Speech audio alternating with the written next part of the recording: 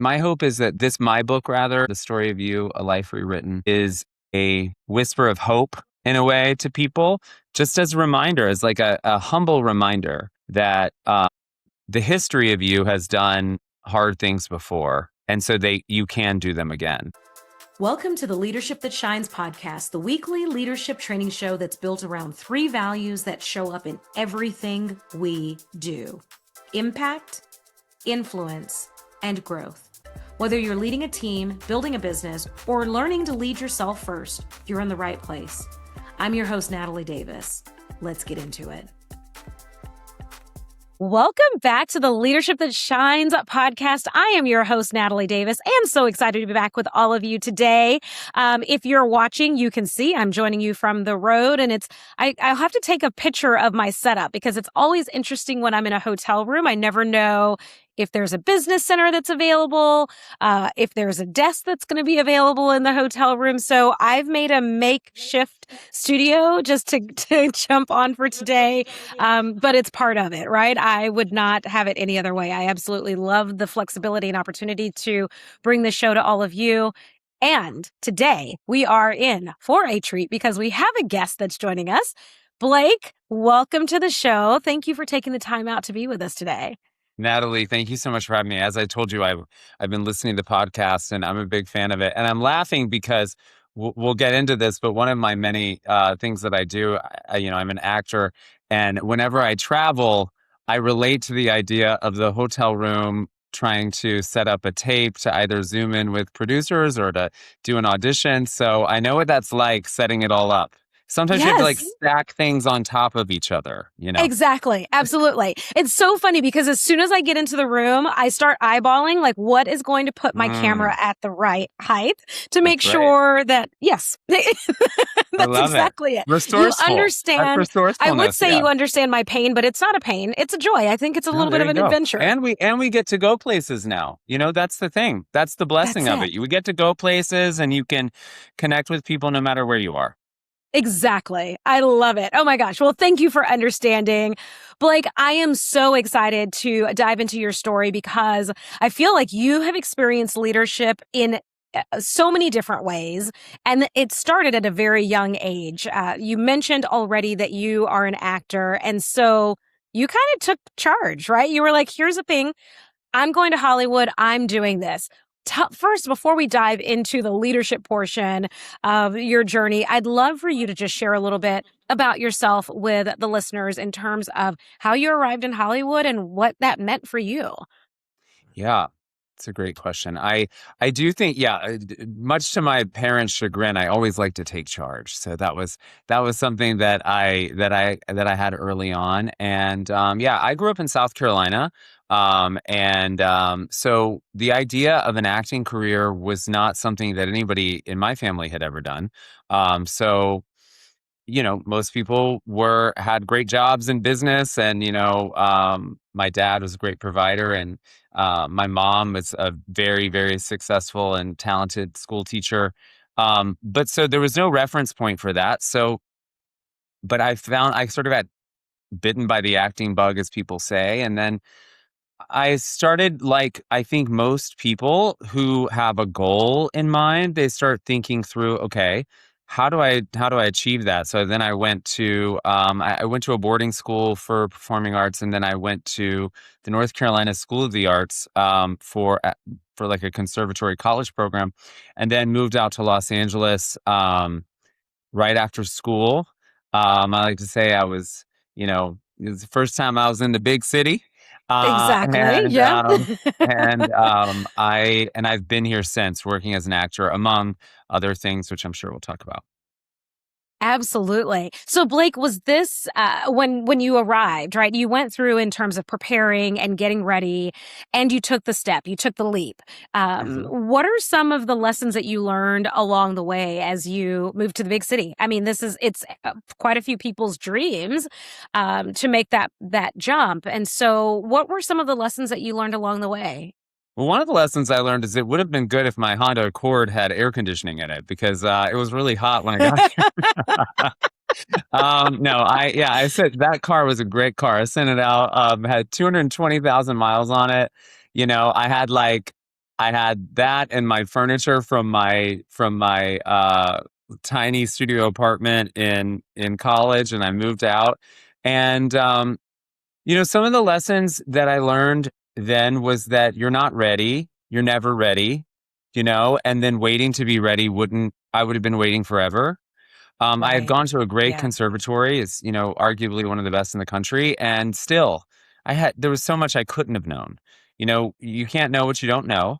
One of the things that I now own and founded was an educational company, consultancy company, mentorship company for students. And I always say, people are always beating themselves up and they're going like, oh my gosh, and I look at them, I'm like, well, you can't know what you don't know. Right. And I didn't know then what I didn't know, which was, I had gone to a classical training program, which was for stage, and so I had to very quickly learn what was the difference in TV and film acting, and also like how do you support yourself? How do you survive? All those things that, people who are just exiting college have to learn. And then, many of the things that people in today's economy are trying to reconnect to is, how do I support myself and also pursue something that I really care about? And so those were the life lessons that I had to learn right when I moved to Los Angeles. On top of the fact that they really do give you parking tickets for everything here. Oh So gosh. Yes. the first day I got here, I went to go pick up my headshots, and I came out, and my car was like this. My Honda Accord was going down the street in on a tow truck. So yeah, they really do mean it when they say that there's no parking here. And they just appear out of anywhere. Like They it's do. out of thin air, right? Yeah, the guy though, I convinced the guy. He said, "I tell you what, I'll give you the car now if you pay me double in cash." So I learned that lesson too. That Welcome to cash is Hollywood. king. That's I don't it. know. Yes. Yeah, there you go. Yes. I love it. So, Blake, you're there. You are learning all of the life lessons, right? And these are the things, you're right, fresh out of college, regardless of the industry that you go into, it is understanding like, how am I going to navigate in this world? What am I going to contribute? How am I going to make a difference or have an impact, which is all of the things that we talk about here on the show. And you've started to build this career. And there was a moment in your career that you shared with me that your agency decided that it was time to end the working relationship. Talk to us about that, because that's a huge. I mean, I would imagine that would have been a huge cross section in your professional career and development. It was. So Natalie, as you know, I wrote a book called The Story of You, A Life Rewritten. You can get it on Amazon, and Barnes and Nobles or wherever you get your books. But I write about this in the book. And so just to back up a bit, I had, Southern upbringing, love South Carolina, love the people, and had experienced a fair amount of bullying, in South Carolina, had made my way through that, had encountered a spiritual counselor, AKA conversion therapy, early on, in my teenage years. And then came to LA, had, worked on myself, gone to college, and gotten great reps out of school. The school that I went to, they did a showcase in New York and LA, and it was sort of like kind of like the NBA draft in a way. You get called in, and then you sign with people if they offer representation. I had a lot of offers, and I went with an agency and a management company out here. They convinced me to move to LA instead of New York. Came out, and I was living my life. And this was not 2026, but it also wasn't 1950. Barack Obama was in the White Exactly. House. And I had gone to a party for a producer that had put me in a movie, and I went with my then boyfriend at the time, partner boyfriend, and somehow the way that it seems it shook out anyway was that word got back in some way to my representation. I was called in, And basically they were saying, look, we didn't know you were gay. Um, and you can't, basically the message to me was, don't go to any more parties with your boyfriend. And so this was before Mm, Heated Rivalry. This was before Jonathan Bailey was the sexiest man alive, and it was crushing. I can say this, I don't know what was in absolutely. their minds. I don't think they're bad people. I think that Yeah. they were reflecting I think they were reflecting the industry at the time. And I think that, it's a business and they wanted me to make money. And yet acting is so personal. And just, even entrepreneurship is personal. Whenever you're putting your passion out in front, you are in essence selling yourself a bit. You're putting yourself out there, you're putting your goal out there. And we did ultimately part ways, and that was a really tough time for me. There's no doubt about it. Um, it was a very tough time. But when I look back, there's one thing that you were talking about something, and as you were talking, I thought, what's interesting about whatever it is that you're doing, the listener certainly may not have my life experience. I don't have the life experience of the listener. Natalie, you and I live different lives and come from different places and, have different backgrounds and, careers that we've had. But I do think that some of that challenge, whether it was the bullying or whether it was the spiritual counselor that basically said, in order to be worthy, you must change yourself, whether it was these representation or the industry at large, it cultivated a resilience and purpose that was bigger than just me succeeding, right? And that's been something that I didn't always navigate well. I don't, certainly not a perfect guy. I've made a lot of mistakes and I have had to figure it out as I go along, just like anybody else does.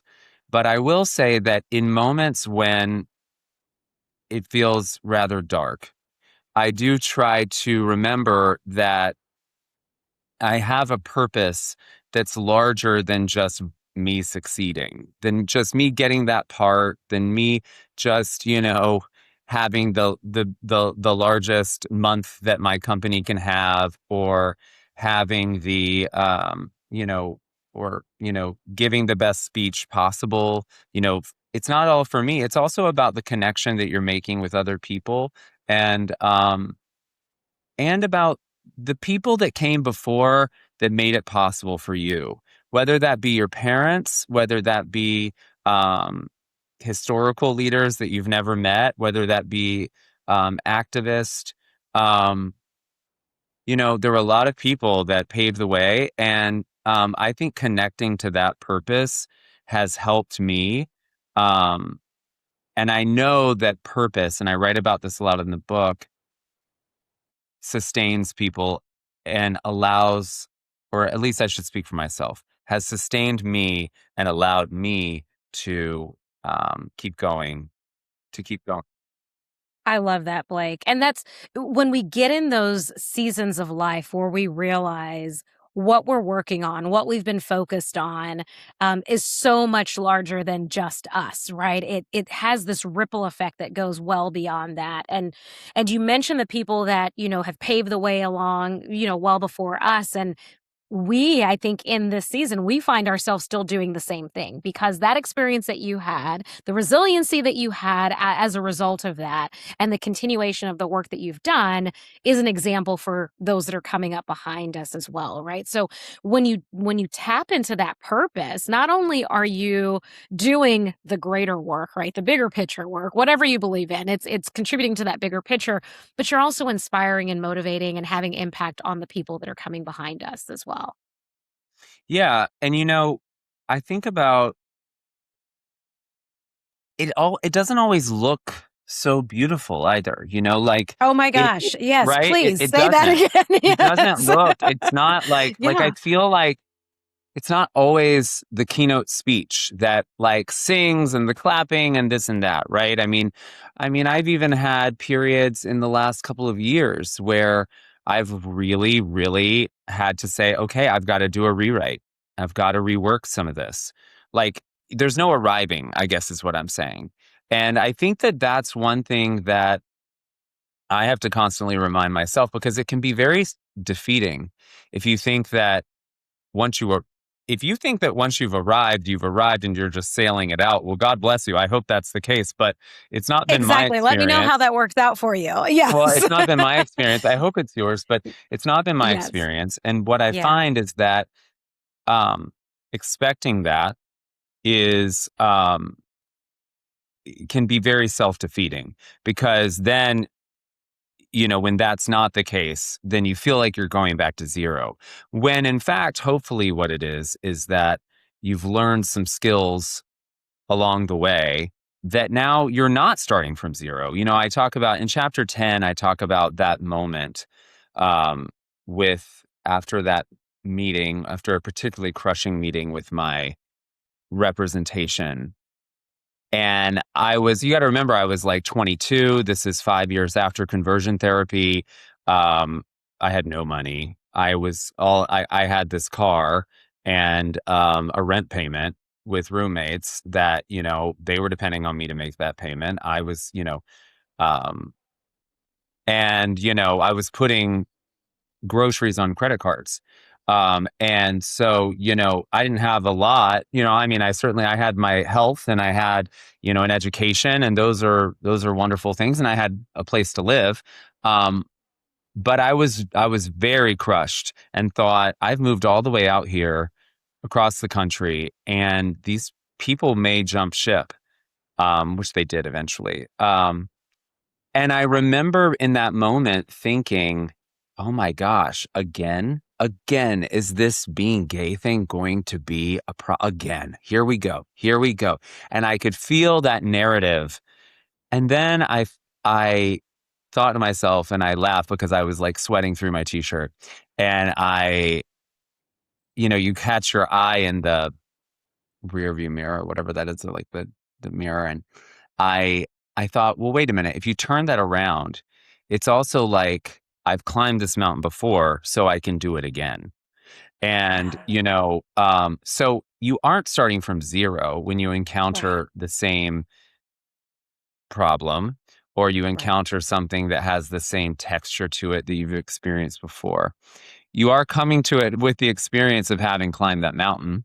So you do have the opportunity to climb it again. And so I hope that my hope is that that book, my book rather, The Story of You, A Life Rewritten, is a whisper of hope in a way to people, just as a reminder, as like a humble reminder that the history of you has done hard things before. And so you can do them again. I love that. Blake, that was probably one of the biggest things that stood out for me is kind of the reframe that you gave again, because there are moments where we can nestle into, oh my gosh, it's happened again, where we're the victim, or we can really go in and we're not the victim. We're actually the hero in this story of, okay, we're doing this again, right? And it removes that defeat and again realigns us with that purpose if we've already identified that, right? So it's I'm going to do this again, and not because of me and not to serve my ego, but this is the next step or the next part of this journey that we're on together. Well, and heroes make mistakes. I mean, how many movies do we watch and Yes. then we forget when it's us, right? Like Yes. heroes make mistakes. Um, you know, that's part of the journey. We hopefully learn from them. I hope that I learn from mine. Mhm. And you know, another thing that I wanted to say as we were talking about finding that purpose, and I'm sure that right. I would imagine, since in your own success journey, you have people that you look up to. One of the things that I talk about in the book is finding other heroes. Finding heroes where you can. An exercise that I give readers is to find someone that you really look up to in the public eye. And they're not maybe they're not perfect. I'm sure they aren't. I'm sure they have foibles, they have personality flaws. Learn about those. Learn about them. Learn about their journey. And you know what? Sometimes you can steal it. I talk in the book about one of the things that I've done in my career is I've been able to speak for candidates that I believe in. I was the national surrogate for three different presidential candidates, and as well as speaking for many organizations and causes that I care about. Um, including healthcare and special needs individuals, as well as also a organization that helps, you know, bring diverse candidates into the fold. Um, but what I've learned meeting those people who certainly are on a broader world stage than me is that learning about their lives and learning about how they overcame challenge or how they um, manage success, because it's not just overcoming the challenge, it's how do you continue to manage your day to day. Doing that and reading about them and learning about them and thinking about how can I steal some of what they've got? What's the mojo that this person has that I can absorb and I can look through my life through that lens. Even if their circumstances are much more impressive than mine, even if they've got, or for that matter, even if the content of their life has been so much harder than mine. I mean, and we don't have to go through the same exact circumstances to learn something from someone else's circumstances. I mean, I would imagine, Natalie, with this podcast, you learn a lot from Absolutely. your guest, and your Guest, listeners learn a yes. lot from listening to you, right? And Yes. and hearing about what your journey has been. And so, I mean, it's the whole reason we go to the movies. We go to the movies so that we can key into another lens, someone else's lens, but yet we take something from it about our own life. So I encourage um, the people that we coach at my company, but also my friends, myself, and to anyone listening and reading the book, to read about people that you're attracted to in the public eye or whatnot. There's something about them, and try to look practically at what did they do and what were the values that they cultivated to get to where they are, and what of those would you like to take? You don't have to take it all. You don't, but which of those would you like to try to emulate? I love this, Blake. And quite honestly, I wish this was something that I heard maybe 15 or 20 years ago in my own personal journey, because I've shared with many individuals in a talk that I do where I found myself in this room of a mastermind setting, and we are talking about our story and creating our story and the message that we're going to deliver. And I'm looking around the room, and there are individuals that have lived life in what I considered lived life, in that moment. And I sat there in my chair and I thought, I have nothing to bring compared to the tragedies. And that's what I actually gauged it off of, to be quite honest. It was, these individuals have gone through so much tragedy in their lives. And I thought, my life, like, I've experienced life, but I've never experienced these types of tragedies. You've got to be careful when you're comparing yourself, number one, to other people and the lives that they live, because as Blake mentioned, it doesn't have to be the same. It doesn't have to run parallel. But also, whomever you believe in, God, source, the universe, your angels, guides, what have you, has a way of bringing you what you ask for. And so I thought, I don't have enough story to tell yet. And so I started to experience life to get those stories to share. And we all have value in terms of what we've lived and what we've experienced so far, and being able to tap into that where we are right now and not waiting for or comparing to is really vital. I think that's truly vital for us to understand. And just speaking from personal experience, don't ask for it. Well, I mean, do what you want, but don't. I would rather not have asked for it to receive those experiences. I'm Yeah, embracing them now, right, but I remember sitting in a space thinking, I don't have enough to share yet. And that was not the truth. right, right. Yeah. Well, Yeah. right. We all have, well, and what we have to share really in those moments, whether, again, I'm with you on the comparison thing. We don't need to compare whose trauma was worse than whose, Oh right? my Like, gosh. right? Yes. Yeah. Yes. And, I mean, I think it's important to be appropriate in honoring somebody else's experience, and then you can honor your own. But one thing that you can bring, even if you don't have, I'm reminded of this in friendship, in like when you have that thing with a friend and you don't have the experience that they've gone through. I've learned a lot about this in the last couple of years, and just a friend will reveal something to me and they'll say, and the really like innocent good part of me, I feel like wants to fix it because I love that person.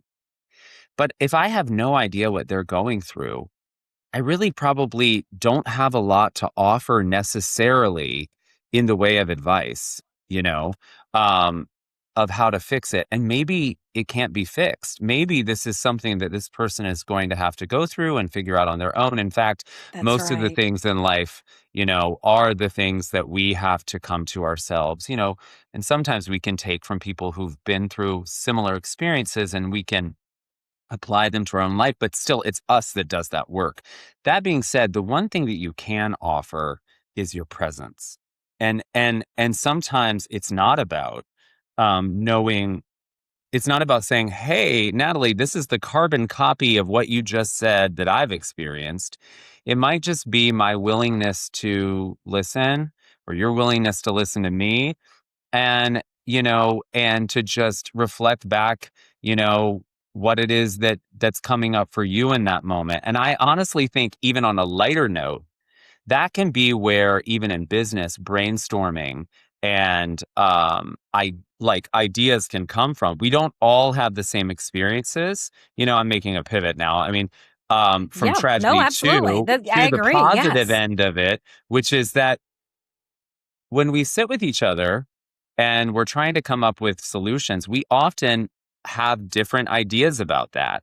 And I think that diversity of opinion, and even when someone has nothing new to add, but maybe has great questions to ask, that can really be the thing that moves an idea along. Maybe I'm sitting in this meeting and I'm going, dang, I don't know what I need to add to this. But I can get interested in what you're saying, and I can say, okay, Natalie, how do you see that? How do you see that playing out? Okay, well, what would we do practically to begin? Okay. And then that can get the ball rolling in another way. So I think that we always have something to add, even if it's just our presence. I love that, Blake. And we talked about this as we were kicking off the recording of today's episode. I think when you talk about this presence and not necessarily looking at every scenario or meeting or space from a place that you have to add something, but truly going in with a sense of curiosity, I think that in itself, right? Like you said, if it's just asking a question or even just processing what's shared all around you, there is tremendous value in that. I think to the collective, to the greater good, right? That's where you see the true power of that diversity of thought and discussion and conversation coming to the table, because it does benefit the greater good. Yep, it I does. It love does. that. Yeah, showing up is sometimes enough, right? Exactly. Yeah. Exactly. Oh my gosh, Blake, I love it. Well, we're gonna pivot together Okay. because I'd love to hear about the work that you're doing with Brainworks. You started a new company, overseeing individuals, really having an impact and touching on many lives, just all around. Talk to us about that change, because I'd love to hear what prompted your interest to start the company, and a little bit of about the lessons that you've learned as you've grown it. Yeah. So Brainworks Team is a company that originated, in the book I talk about it as something that originated many years ago. I had just booked a pilot for NBC, and the show, they aired it, but then it didn't go. And um but I made a fair chunk of money. And it was enough money to get me out of debt at the time. Stop putting credit cards. I mean, start putting groceries on credit cards. And I fixed the AC in my car. And instead Well, of that like was a huge a celebration in big itself. upgrade, Yes. let me tell you, that's an upgrade. Yeah, yeah, Yes. yeah. Oh man, oh my gosh, if y'all could have seen me, I mean, because at one point before I had any kind of a break in entertainment, I was working three jobs. I was working three jobs and I was working close to 72 hours a week. Um, I had an 8 to 5 assisting job Monday through Friday. And then I worked 6 to like 9:30 during the weekdays tutoring. And then I did the same tutoring job from 9 a.m. on Saturday to 8 p.m. on Saturday, and then the same on Sunday. So I was working these Wow. insane weeks. I got mono. It was Wow. crazy. But I was keeping the lights on. And then I got this job and I thought to myself, oh man, I don't want to go back to I don't want to go back to being worried about how to pay my rent, being worried about how I was going to buy food. Um, and I thought, what can I do to build from here? I talk about in the book how badly I want to go on like a vacation and like quit one of the jobs and be like, yeah, screw you, I'm leaving, that kind of thing. But Yes. I shouldn't But say that that because dream quickly turns I into a shouldn't say that because nightmare. I had wonderful people who were, but there was this part of me that's like, I don't want to work this much, right? Yes. And that wasn't the time for that. It really was. Instead of doing that, instead of moving out of the place I was living, I decided to just take that money and start a company.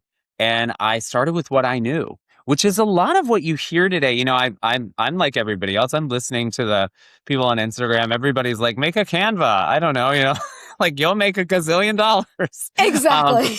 right now, but people are always looking for what's the way to invest. And I invested in what Yeah. I knew, which was I had this side job where I was a tutor and I was really good at it. I was helping people raise their test scores and like seeing great results. And I really liked seeing people succeed. And and so I decided to invest. I was like, well, I'm going to invest in what I know. And so I started this company, Brainworks Team, that does everything from, it's an educational consultancy company. We do everything from coaching in a mentorship way. We coach students about how to create their own story. How do you create your own story? Well, the way you do that as a student is the same way you do as an adult. What you do is, demonstrating and telling yourself who you are. You're practicing who you are with what you do. So we coach students and helping them find passion projects and extracurriculars and service related activities to be a part of that can both help them build skills, um, skills that they can use academically, that they can use personally, that they can use in a future job. Um, and then we have a tutoring wing, we have a test prep wing, we have a college coaching wing, and we still are a boutique company that we've got about 15 people that Yeah. 15 coaches, and we meet students where they are. That's really Yeah. what it's about, meeting students where they are and moving the needle forward. It's a very practical model. It's not about magic, right? It's about how do we practically take steps forward to we enlist in the goal of you as a student. And what goals do you have? And now I'm going to enlist in that. I'm going to invest my presence, my attention, my my thoughts on how to make that happen for you. And I hope that that will encourage you and inspire you to know that you're worth it, that that I believe in you, and that we can make practical steps together. And I, as the mentor, as the, whatever coach, as the person with perhaps more experience, can make some suggestions. But you're going to do the work, and the reason you're going to do the work is because when you go out there, for example, I have something called passion projects. I really believe in service as a means to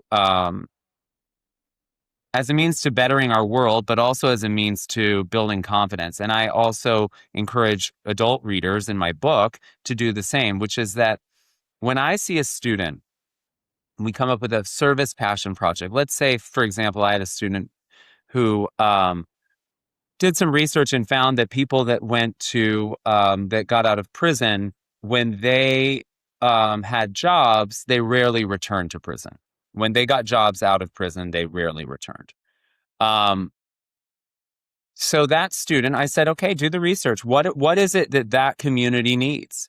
And believe it or not, you know what they found? A lot of those people needed clothes to go and interview. So then Mm, that student found an organization here in Los Angeles that collects clothing and also coaches those people coming out of prison on how to take an interview. For some of them, it had been 15 years, and gives them those clothes. They went in, right? And that student collected, I mean, it was something like hundreds and hundreds of outfits, right? And then delivered them. And then while they were delivering them, wow. looked around and saw some people who were being coached. Yep. Now, you cannot tell me that that 17-year-old did not suddenly understand the impact of their action, right? Absolutely. When they thought Yes. to themselves, I'm delivering, I don't know, let's say 700 outfits that I've Yes. collected over the last 6 weeks. And Yeah. those 700 outfits on, will be given to people that will be walking into rooms that will be Mm, hopefully starting their life over in a way. yeah. And so I do believe in that, in using service. I don't love that term, but in finding that purpose and finding the confidence you can have in your own action through service. And that's a tangent that now I have gone on. So there you go. I love it. No, Blake, that was a perfect tangent. I'm so glad that you did. Yeah. I love the connection that you make when you talk about service, because it becomes that anchor, right? Because when we talk about knowledge and growth and education from a theory standpoint, right? It's like, well, here's my goal. This is what I need to accomplish. And that's from theory. But when you're able to anchor that with something tangible, I did the research. And when you start to do that level of research, you get invested in what you're researching, right? And so now you have this connection and greater understanding. And added bonus, I've also done something about it. I didn't just learn about it and sit on that knowledge. I know about it. I know that I've identified the gaps, and I'm able to support or help or contribute to or participate in. Even if it's a one off, you're still making a difference in so Natalie, many it's like, lives. come work for Brainworks Team, because that's what we're talking about. It's Yeah. what I say in a passion project, whether you're an adult, whether you're a student, whether you're somebody who has some extra time on your hands and you're looking to, do some good in your community, whether you're Yes. in a rut, whether you've gone through a grieving period, Mm, whether you've gone through a time where you haven't shown up in the way that you want to, and you want to get it off of you. You want to get yeah. things off of you, and you want to give back in some way.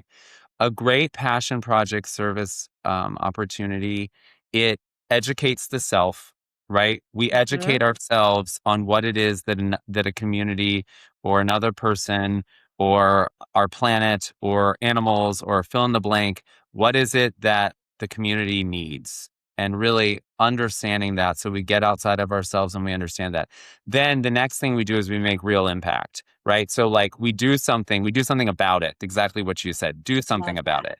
And then Yeah. third, right? Third, what you do is, in that doing, you are educating your social circle. You're Yes. educating your peers. If you're a student, you're educating people at your school about, the criminal justice system and how to make real positive change for people who come out. You're educating your peers about what are the real realities of climate change and how can we practically make, real impact.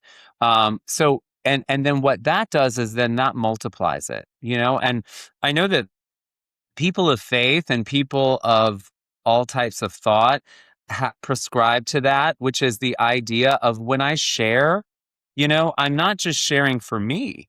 I'm sharing because perhaps that also touches someone else. And the other thing I'd add to this is this also, I think the service part aside, it's also a great business strategy. If you believe, you have to I agree believe in your 100%. product. Yes. Your product must actually make real impact. Your Yes. service must actually make real impact. And you've got to really educate yourself about that. You've got to then make practical moves to um, to get that product out there so that it can make real impact in the world. And guess what? You need to let people know about it too. Then you've That got to you tell need to people about educate it. other people about Yes. it as well. So in a way, when we practice these things, we can practice them in our business, and then we can Yes. apply those same principles to helping other people. Absolutely. I love it, Blake. And this is the great thing that I hear is that you are taking these students and applying these three principles to this, and it creates these soft skills that they can carry on.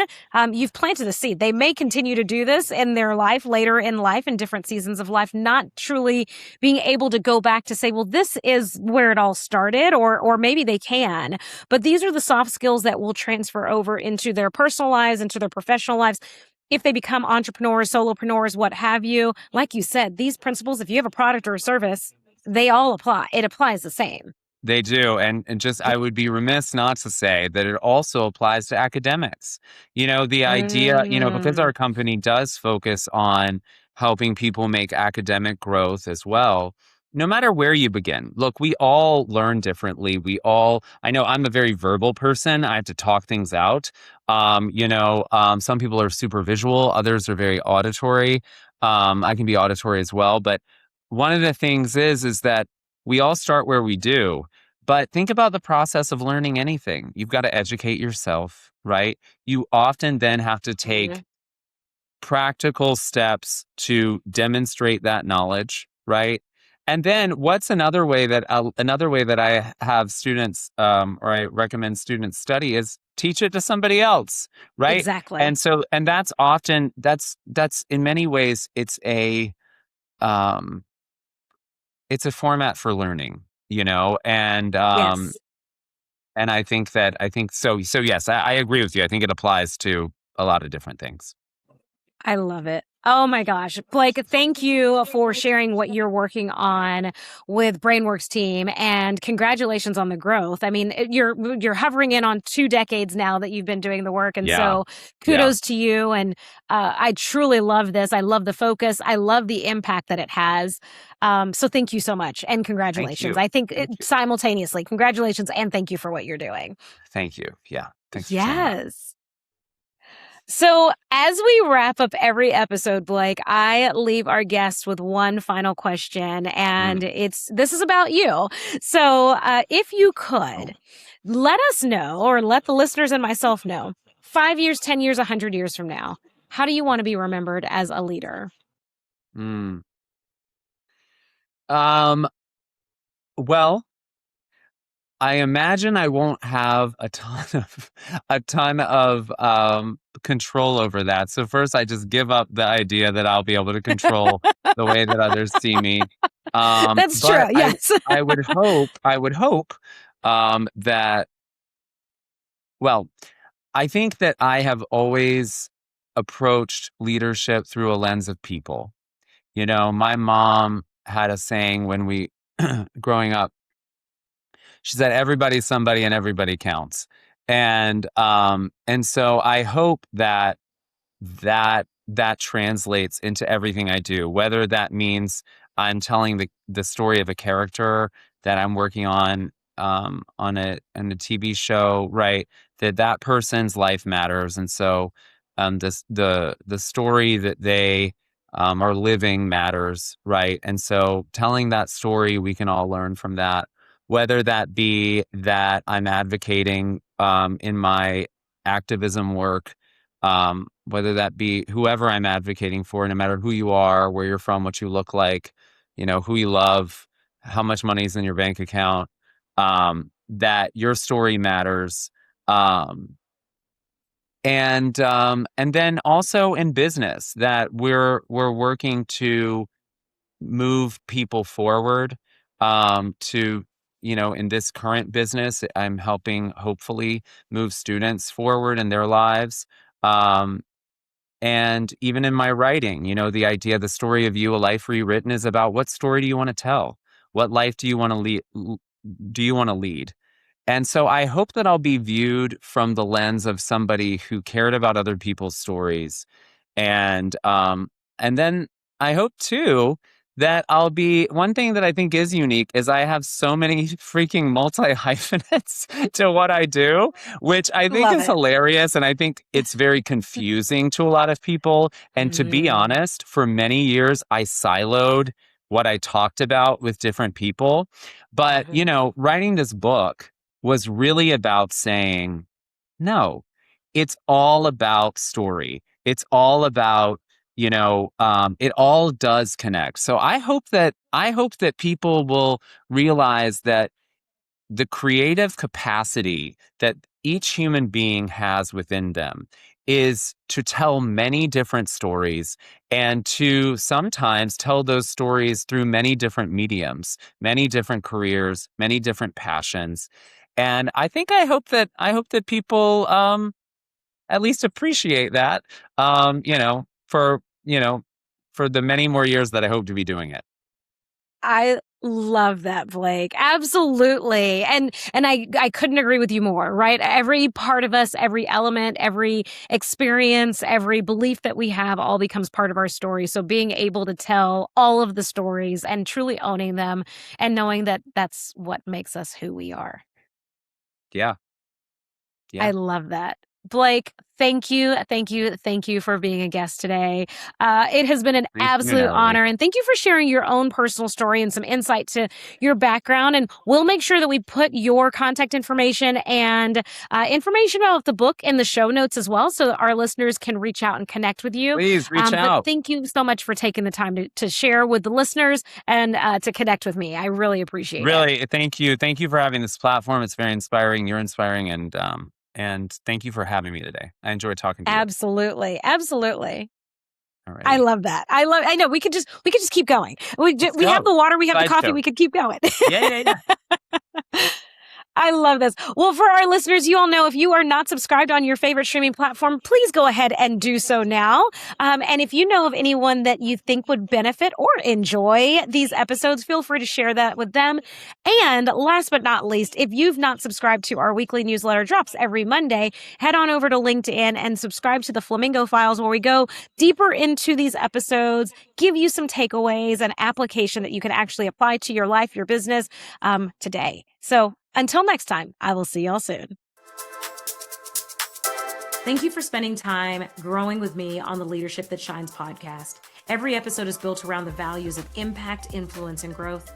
And I want all three of those to show up in how you lead starting this week.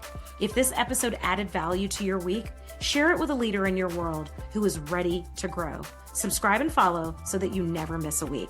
And I'll see you in the next episode.